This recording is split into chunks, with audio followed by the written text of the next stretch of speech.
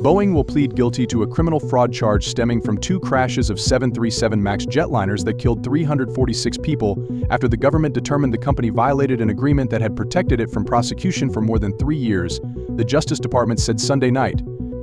Federal prosecutors gave Boeing the choice last week of entering a guilty plea and paying a fine as part of its sentence or facing a trial on the felony criminal charge of conspiracy to defraud the United States. Prosecutors accused the American aerospace giant of deceiving regulators who approved the airplane and pilot training requirements for it.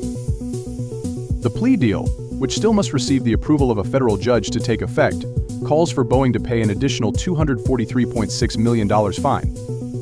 That was the same amount it paid under the 2021 settlement that the Justice Department said the company breached. An independent monitor would be named to oversee Boeing's safety and quality procedures for 3 years.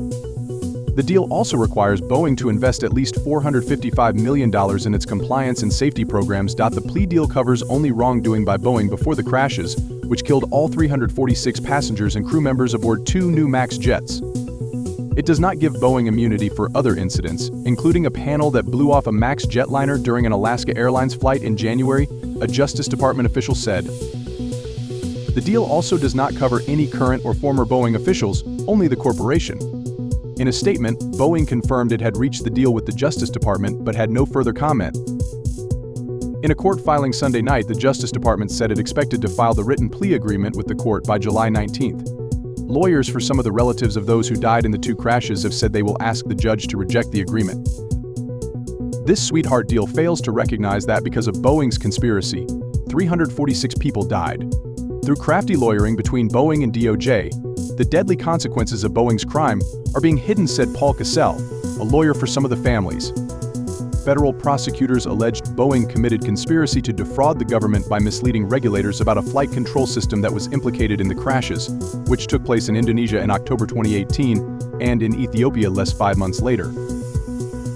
As part of the January 2021 settlement, the Justice Department said it would not prosecute Boeing on the charge if the company complied with certain conditions for 3 years. Prosecutors last month alleged Boeing had breached the terms of that agreement. The company's guilty plea will be entered in U.S. District Court in Texas. The judge overseeing the case, who has criticized what he called Boeing's egregious criminal conduct, could accept the plea and the sentence that prosecutors offered with it, or he could reject the agreement, likely leading to new negotiations between the Justice Department and Boeing. The case goes back to the crashes in Indonesia and in Ethiopia.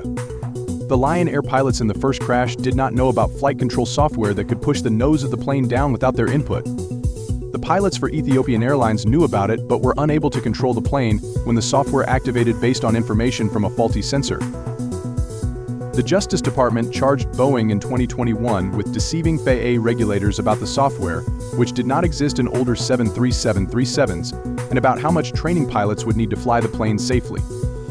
The department agreed not to prosecute Boeing at the time, however, if the company paid a $2.5 billion settlement, including the $243.6 million fine, and took steps to comply with anti-fraud laws for 3 years. Boeing, which blamed 2 low-level employees for misleading the regulators, tried to put the crashes behind it. After grounding MAX jets for 20 months, regulators let them fly again after the Boeing reduced the power of the flight software. MAX jets logged thousands of safe flights and orders from airlines picked up, increasing to about 750 in 2021, about 700 more in 2022, and nearly 1,000 in 2023. The company based in Arlington, Virginia, has dozens of airline customers spanning the globe. The best customers for the 737 MAX include Southwest, United, American, Alaska, Ryanair, and flydubai. That changed in January, when a panel covering an unused emergency exit blew off a MAX during the Alaska Airlines flight over Oregon.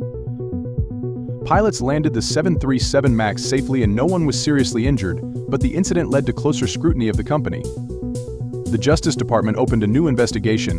The FBI told passengers on the Alaska plane that they might be victims of a crime, and the FAA said it was stepping up oversight of Boeing. A criminal conviction could jeopardize Boeing's status as a federal contractor, according to some legal experts. The plea announced Sunday does not address that question, leaving it to each government agency whether to bar Boeing. The Air Force cited compelling national interest in letting Boeing continue competing for contracts after the company paid a $615 million fine in 2006 to settle criminal and civil charges, including that it used information stolen from a rival to win a space launch contract. The company has 170,000 employees and 37% of its revenue last year came from U.S. government contracts. Most of it was defense work, including military sales that Washington arranged for other countries. Boeing also makes a capsule for NASA. 2 astronauts will remain at the International Space Station longer than expected while Boeing and NASA engineers troubleshoot problems with the propulsion system used to maneuver the capsule. Even some Boeing critics have worried about crippling a key defense contractor. "We want Boeing to succeed," Richard Blumenthal, a Connecticut Democrat, said during a Senate hearing last month on what he termed the company's broken safety culture.